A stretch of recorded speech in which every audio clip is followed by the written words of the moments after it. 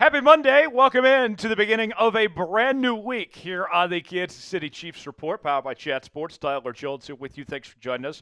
On today's show, we are going to break down the latest article from Adam Teicher of ESPN as he goes over what the agenda looks like for some major changes for your Kansas City Chiefs in 2025.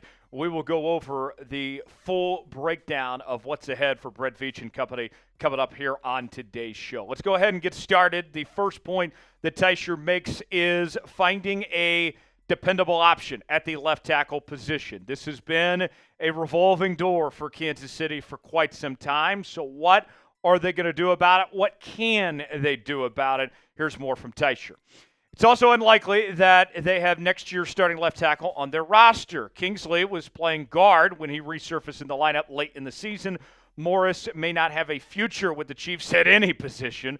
DJ Humphries is a potential free agent. The pain and suffering at this position cannot go on a day longer, my friends. Brett Veach, you got to do something.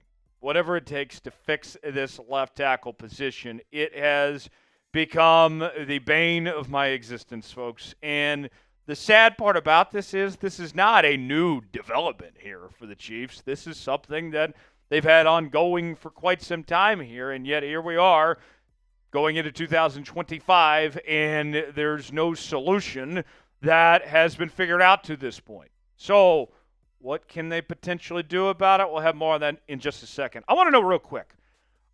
We got close to 70,000 subscribers on the channel now. New people watching each and every day. So I need a little quick survey of our audience here. Are you a Chiefs fan from the state of Missouri? If you are, go ahead and like today's video. If not, comment where you're from. I'm representing my hometown, Broken Arrow, Oklahoma, the Broken Arrow Tigers today. Love me some 918 folks, wherever you guys are at. Let me know in the comments section, and we'll continue here with today's show. So Adam Teicher in this article, he makes an interesting point, which I think is not going to make fans feel great, but it's just reality here, that if you're hoping that the Chiefs find their solution at the left tackle spot in the first round of the draft, well, you might need to prepare to be disappointed. It might not be where you're looking for or hoping for that matter. As Teicher said this, the Chiefs have the number 31 pick of the 2025 draft and may not find a suitable available tackle in a year when the draft isn't well stocked at the position. They've run into that problem in recent years and wound up drafting Kingsley in the second round last year and Morris in the third round in 2023. And here's the deal. I know that the Chiefs don't have a ton of money to spend. We are very all well aware of that. But there are some moves that the Chiefs could do when it comes to restructuring certain players, extending others, and cuts to make that should open up a decent amount of cap space. And they have more cap space than they initially anticipated with where the NFL salary cap is going to be next season. So with that said, as a tribe called Quest once said, scared money don't make none. And if you're Brett Veach, you might not find that solution you're looking for in the draft. You might have to spend to take care of this position, whether it's a guy like Cam Robinson or Ronnie Stanley. This cannot go on any longer. Your first hope is that you can find something in the draft. But based on what Teicher's saying, in the lack thereof of tackles potentially available at 31, you might have to spend. And if that's what it takes to get it right, then you're going to have to pull the trigger somehow and get this right, because this situation just cannot continue. You have to get this left tackle position figured out. Do you believe in Brett Veach? Is he going to get the job done and figure out this left tackle position and make the necessary changes this team needs to do in this offseason? Weigh in on our pinned comment today. Type B for believe, D for don't. You might get an ad break while the ad's playing. Get your votes in and let us know. Number 2 on Teicher's list of major changes for the Kansas City Chiefs is getting help on the defensive line. And I know for some folks this may not seem like a major priority, but the more you look into it, it makes sense. Here's more from Teicher. Elsewhere, the Chiefs will likely be looking for help on the defensive line. They'll bring back Chris Jones, Mike Dana, and former first-round draft picks George Karlaftis and King Felix, but could lose Charles Omenihu and Tershawn Wharton to free agency. I think if you're the Kansas City Chiefs, what you have to keep in mind, if you want a goal of sorts to obtain when it comes to getting this defensive line figured out, I think the idea should be, what can you do to be similar to what the Philadelphia Eagles were in the Super Bowl? The Philadelphia Eagles had such a good front that they did not call a single blitz, and they were able to get after Patrick Mahomes time and time again, and that was their calling card throughout much of the 2024 campaign. And you look at this Chiefs team, for much of the season, they struggled to get after the quarterback and get sacks. And they were in the bottom half of the league when it came to sack percentage. That improved when Charles Omenihu came back. But to me, what I'm looking for, whether it's guys in the draft or potential pieces you could bring in if you're Kansas City, I think you have to make it a goal in mind. All right, we're going to do whatever it takes to do something similar to Philadelphia, where we're going to position ourselves where we can trust our front to hold things down, to make life easier on everybody else, and you don't have to blitz as much. And I think that would be a great thing for the Kansas City Chiefs, and that's what they should be looking to try to accomplish here this offseason when it comes to adapting and stepping up at the defensive line spot. More to come here on the Kansas City Chiefs Report, but first, let's tell you about today's sponsor. That is Tushy, the modern bidet. Me in January, I'm going to eat more veggies and hike more. Me in February, I just want my asshole to stop burning when I go to the bathroom. Tushy's bidet cleans up after all my BS. I got to tell you, I feel so much better when I'm using Tushy, folks. I mean, you get the water and just that feeling. I mean, it's an experience, folks. And you need to experience Tushy if you haven't already. Tushy is the modern bidet attachment that instantly transforms your bathroom habits and butt health for life. Instead of wiping yourself raw with toilet paper, Tushy gently removes 99% of bacteria while protecting your natural skin barrier thanks to one natural ingredient, fresh water. Tushy has two new ultra-sleek bidet seats, Wave and Oasis, with front and rear wash to clean all those hard-to-reach places. The Tushy Wave and Oasis bidets easily attach to your existing toilet without the need for additional plumbing or electricity. They even have a quick release button to remove the seat for instant deep cleaning. There's still time to get your ass right for life. For a limited time, our listeners get 10% off their first bidet order when using code CHAT at checkout. That's 10% off your first bidet order at hellotushy.com with promo code CHAT. The link is in the comments and description of today's video. Save big with Tushy for that big ass of yours. Check it out today. All right. Number 3 on the list, according to Teicher, is adding help at the corner position. And the corner position was pretty fascinating in 2024 as the Chiefs moved on from L'Jarius Sneed. Jaylen Watson stepped up. He was really good in the first half of the season. Then he got hurt, and the corner position was a big liability. Trent McDuffie had a fantastic season, but he didn't have much help. You did get Jaylen Watson back later, but that did expose a big problem of the lack of depth at the position. Teicher said this: Kansas City will look to add at cornerback where it has Trent McDuffie and Jaylen Watson, but the team struggled to find someone reliable in nickel coverage and to start when Watson missed half the season with a broken fibula and tibia.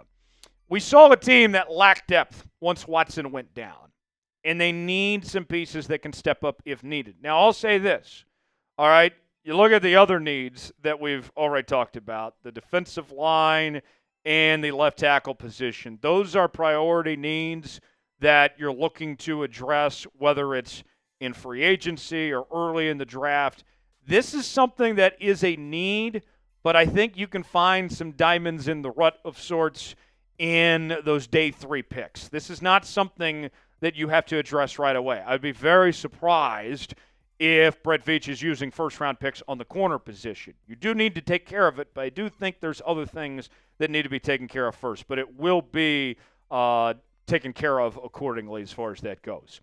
What's the biggest need, speaking of needs, that the Chiefs need to address this offseason? What comes to mind Weigh in that comment section and let us know what you believe that is. Number 4 on the major changes, according to Teicher, is more help at the wide receiver position. The wide receiver spot, a bit of a revolving door for the Kansas City Chiefs this past season. Rashee Rice got off to a hot start to the season. Then he had the injury that kept him out for the rest of the year. They brought in DeAndre Hopkins. Hollywood Brown was banged up for most of the season. He came back late. Xavier Worthy stepped up and had a fantastic rookie campaign, but you're looking for more. You don't know if Hollywood is going to be back next year or not. We don't know if Rashee Rice, what his timeline is as far as getting healthy and if he's going to have to serve a suspension or not. So with that said, Teicher said this. Wide receiver is also a need. The Chiefs have last year's first-round draft pick Xavier Worthy, and they are counting on a return from Rashee Rice, who missed most of last season with a knee injury. But they don't have much depth, particularly if Brown leaves as a free agent. Now, here's the silver lining if you're the Kansas City Chiefs when it comes to the wide receiver spot. This is going to be the easiest position to address of all of the needs that you have this offseason. There's plenty of wideouts in the draft. There's a number of guys in free agency, and we've talked about several of them, and there's going to be more that we expect with the likes of Deebo Samuel and Cooper Kupp, among others, probably going to get released from their respective teams. So you have a lot of guys to choose from, and I don't think you necessarily have to spend a lot of money either. So that's a silver lining here that although this is a need right now, it will improve. There is a light at the end of the tunnel. And the other thing I'd keep in mind as well is Travis Kelce's future.